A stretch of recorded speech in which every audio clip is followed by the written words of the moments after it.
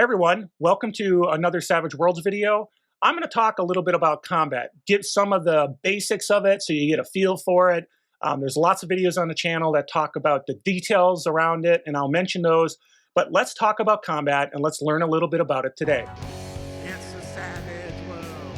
Strangers a weird war. Hey everyone, it's Carl with Tabletop Tango. Look at the bubbles, do the stuff. We'd love your support. We'd love some comments. We'd love some feedback, everything. And we also have a podcast called Mastering the RPG, which is more on general topics, but we think you'll like it. So check that out as well. So what do I want to talk about today? So really what I'm talking about is the basics of combat in just a few minutes. So I can't cover everything. I can't go into all depth. The idea is to give a flavor. There's lots of videos on the channel that talk about the different concepts in depth. You can find links in the description on things about initiative, about the wound system, about even longer examples of combat if that's what you want to see. So lots of videos on the channel to help you out. This one's all about the basics of combat to help you kind of understand how things work. So we've got a bar scene. We're going to say it's kind of in the middle of the wastelands. We have our good guy team and we've got the bad guy team. So our good guys are sitting at this table. The bad guys are sitting at another table, and little do our folks know that this bartender is also on the bad guy side. So how do we do the start of combat? So as any system, we do initiative. And in Savage Worlds, we use cards, a deck of cards for initiative. And so it starts from ace and goes down to 2. And then if there's a tie, the suits go in reverse alphabetical order. So a club goes last. You can also get a joker, and a joker allows you to go anytime during the turn. You start on hold at the top of the order, and you can go anytime within the turn. You can also go on hold as your regular turn, which means you don't do anything yet, and you plan on going later in the round. Or you can try to interrupt someone else who's doing their turn so that perhaps they came out of cover, they moved, and you want to attack them after the move before they can do their attack. You can try to interrupt. So the first things we have is the ogre has an ace. So they get to go first. Now the ogre's not ready to do anything because his support staff, his minions have not gone yet. So he is going to go on hold. He isn't going to do anything until they get. Now he could have moved, he could have flipped the table, he could have gone on cover, but he's not. He's letting the rest of the folks go first.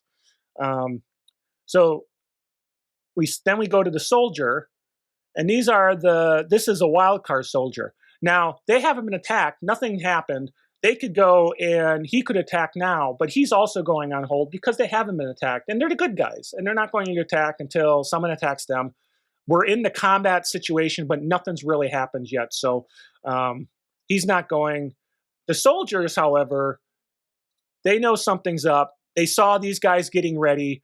They're going to take their turn, and they're going to do a move to protect their wild cards. Now, are they going to attack? They could have attacked, but they haven't been attacked yet. So in this scenario, we're going to say they're not. Next is the bull. The bulls right now don't know anything's going on. And they're outside the door. No one's yelled, no one's got them involved in the combat, so they're not doing anything yet. They're going on hold as well. So a lot of people on hold this turn.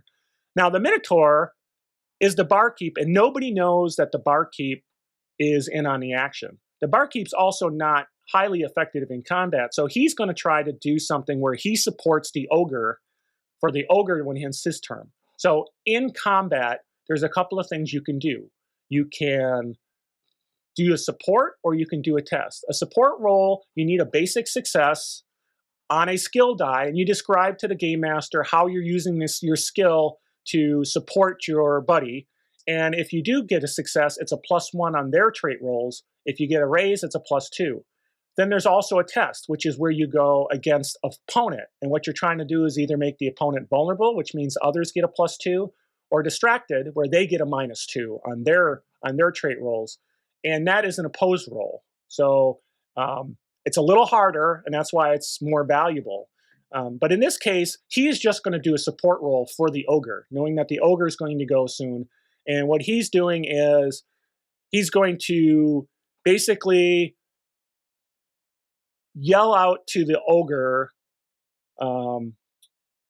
where the location of sort of the lion is sitting, kind of, hey, he's a little bit to the left, something like that. Or he might slam down a flagon trying to get the lion and those guys to notice it, which would then be a test, right? He'd be doing a test against them. So he could do a support roll, he can do a test. I probably didn't do a good description of one, but that's the creativity of the players to convince the game master. So I'm gonna say it's okay. He's doing a support.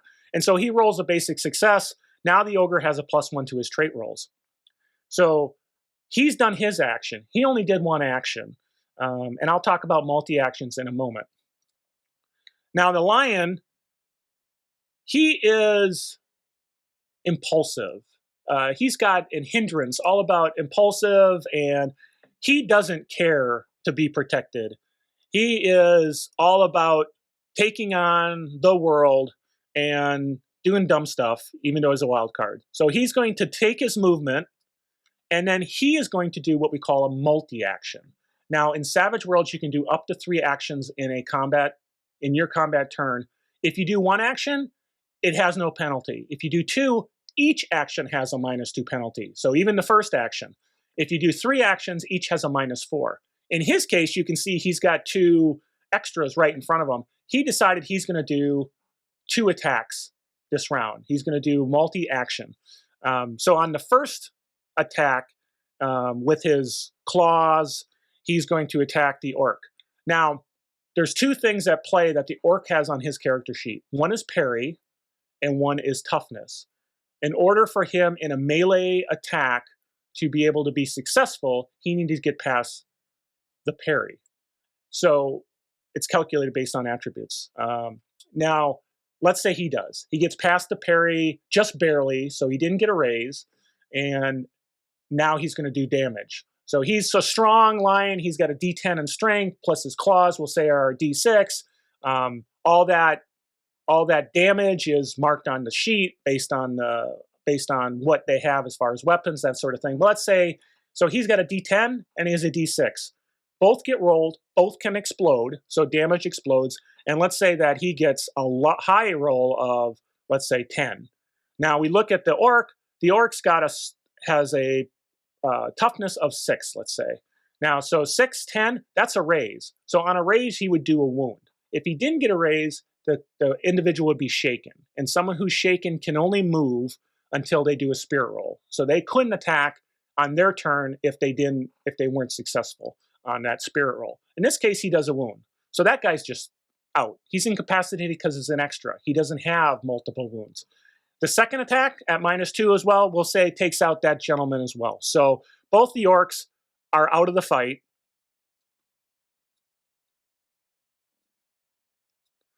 We'll just put them over there for now. And just in time for the orc's turn, this orc decides he's going to come and get into the attack. He moves through the door. He has a ranged weapon, so he shoots at the lion. For a ranged weapon, the target is a 4. So it's not parry, it's not anything like that, it's a 4. So basic target number for any other trait roll. And so we'll say he shoots, and we'll say he hits because he didn't do a multi-action. He's got a straight roll, the lion's not undercover or anything like that.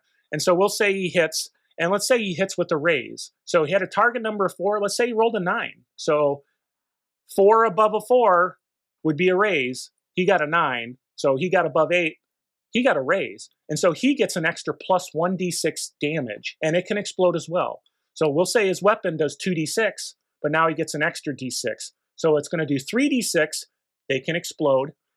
So let's say that happens. It explodes. The lion has a high toughness of, we'll say, like 8, but let's say with those exploding dice, he does a wound.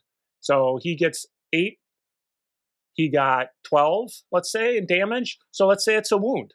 Now, one of the things the lion can do in Savage Worlds, we call it a soak roll. And a soak roll is at the time of damage. You have to do it at the time damage is dealt. You can try to make a roll against your vigor. And if you make that roll and you're successful, for each success, you soak a wound, and it's like that wound never happened. So let's say he spent, but you have to spend a penny. So let's say our wild card spends a penny, does the roll, is successful, and so he soaks that wound. So he has no damage, even though technically damage was dealt. So in the narrative of the scene, really no damage happened. Maybe the bullet whizzed by his ear and it almost hit him, or it just clips his clothes, whatever, right? But he did not take any damage. So we've got a lot of people on hold. Remember, the ogre was on hold. Now, the ogre could have interrupted the lion, but he didn't. He's on hold. He's ready to go. And so he does take the fight to the lion. He's not afraid either. So he goes around the table and he's right in the lion's face. Now, if one of his orcs had survived, he would have gotten a gang up bonus if they both were attacking the lion at the same time.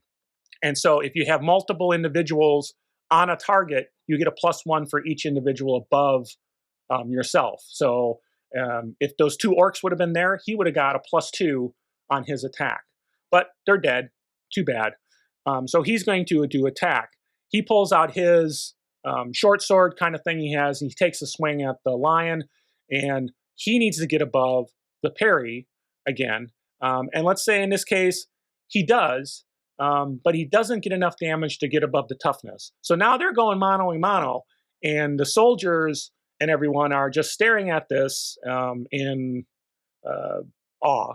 Now, the bulls were on hold, and so the end of the round, they haven't gone yet. So they start on hold at the top of the order, and they don't have to be dealt a card. Now, this system, this VTT will deal the card anyway, but, it is what it is. And so we roll, and now everybody's got really low numbers. Amazing. And so the Minotaur gets to go first. Again, the Minotaur is not really combat effective. And so what we're going to do is have him this time do a test. And he's going to do a test on this guy, who I forgot to put him on hold for next turn because I don't think he did anything either. But we'll forget about that for now. He's going to do a test. So he's going to throw a flagon at him and try to disrupt him, sort of like hit the ground next to him, and he's like, what the heck? And so maybe he'll be distracted. That is an opposed roll. So what would he use for that? Well, he's throwing a flagon. You could say, oh, well, he should use his athletics because it's a throwing, and then that would be against the other folks' agility because that's the tied attribute. Maybe he yells at him and calls him, hey, look over here, you big dummy, I'm about to kill you, and he's using taunt, and that would go against the smart. So whatever it is, it's an opposed roll. And I'm going to say, yeah, he's successful in his roll. He gets a high roll, the soldier gets the low roll, and he's going to make that soldier distracted. So the soldier gets a -2 on his attacks because he thinks he's going to shoot at the ogre this turn. He wants to give him a penalty on all about that. So good idea. We'll see where it goes from there. So next is the ogre. So the ogre, he's right in the middle of combat. He's just going to do a multi-action himself. And you may say, well, that's problematic, right? He's going to be at -2. He doesn't care.